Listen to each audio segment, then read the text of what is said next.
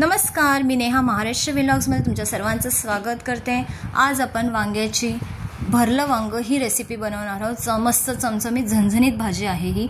तर त्यासाठी आपण काय करणार आहोत, मी मीडियम साईजची घेतली होती वांगी, ही अर्धा पाव वांगी आहेत। तर ती आपल्याला चांगली स्वच्छ पाण्यातून 2 ते 3 वेळा धुवून घ्यायची आहे। त्यानंतर आपल्याला चाकूच्या साहाय्याने आपण त्याचे 4 भाग करून बघणार आहोत।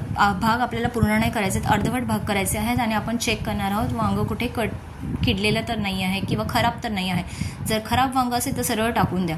तर आता अशाच प्रकारे ही जी देठ आहे, माझ्या चाकूला थोडी धार कमी असल्यामुळे मी वेळीवरच याची देठ काढून घेत आहे। तर अशा प्रकारे मी पूर्ण देठ न काढता अर्धवट जास्तीचं देठ आहे ना तेच काढून घेतलं आहे आणि बाकीचं देठ तसंच ठेवलं आहे। तर आपल्याला वांग्याचे 4 अर्धवट भाग करून चेक करून घ्यायचं आहे, वांग कुठे खराब तर नाही आहे ना, वांग चांगलं आहे, तुम्ही बघू शकता।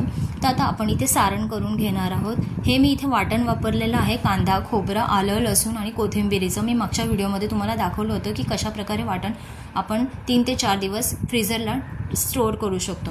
त्यानंतर 2 चमचे खोबऱ्याचं 2 चमचे शेंगदाण्याचा कूट, थोडे तीळ, हळद, लाल तिखट आपल्याला घ्यायचं आहे 1 चमचा, 1.5 चमचा काळा मसाला मी इथे घेतला आहे।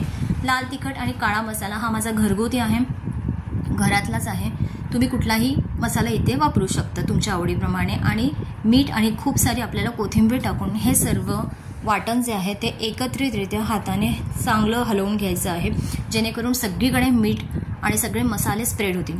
त्यानंतर आपल्याला हे जे मसाले आहेत ते एक एक करून आपल्याला वांग्यामध्ये स्टफ करून घ्यायचे आहे, भरून घ्यायचे आहे। तर हे काटोकाट शक्यतो भरून घ्या, खूप मस्त लागतात हे वांगी खायला सुद्धा। तर अशा प्रकारे आता मी माझी बाकीची सगळी वांगी व्यवस्थितरित्या भरून घेणार आहे।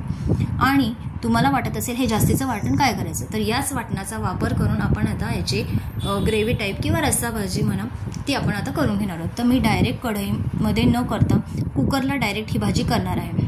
तर इथे आपण आता जे वाटण आपलं राहिलं होतं तेच वाटण मी घेणार आहे। इथे जास्तीचे कुठलेही मसाले मी इथे वापरत नाही आहे। वाटण चांगलं परतून झाल्यानंतर गरम पाणी एका साईडला ठेवलं होतं मी करायला, ते गरम पाणी मी ओतून घेणार आहे। मी भाजी जास्त पण पातळ करणार नाही आहे, त्यामुळे इथे पाण्याचा वापरायला आपल्याला हवा तेवढाच करायचा आहे। जर तुम्हाला पातळ करायचे असेल तर जास्त पाणी वाढवू शकता। मगाशीच आपण वाटणामध्ये मीठ टाकलं होतं, तर इथे पण आपल्याला आता जपूनच मीठ घालून ॲड करायचं आहे। पाण्याला उकळी आली की कुकरची 1 शिट्टी घेऊन वांग शिजवून घ्यायचं आहे। तर तुम्ही बघू शकता माझ्या एका कुकरच्या शिट्टीतच वांग मस्तरित्या शिजवून झालेलं आहे आणि भाजीला कलरसुद्धा आणि भाजीला तेलसुद्धा मस्तपैकी सुटलेलं आहे। इथे मी जास्त तेलाचा वापर नाही केलेला आहे, माझे जे मसाले होते त्यालाच चांगल्यापैकी तेल सुटलेलं आहे। तर अशा प्रकारे आपली ग्रेव्ही टाईप आणि रस्सा भाजी मसाल्याची वांग्याची तयार झालेली आहे। तर आता आपण सर्विंगला एका बाउलमध्ये मी काढून घेणार आहे ही वांग्याची भाजी।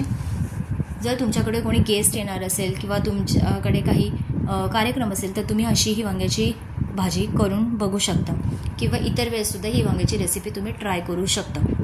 ही भाजी भाकरी, चपाती किंवा रोटीबरोबर खूप खायला छान लागते। इनफॅक्ट नुसता पांढरा भात जरी केला तरी त्याच्याबरोबर खूप छान लागते ही भाजी खायला।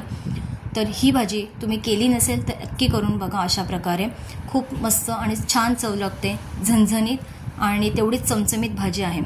जर चॅनलवर नवीन असाल तर चॅनलला शेअर, लाईक, सबस्क्राईब करा।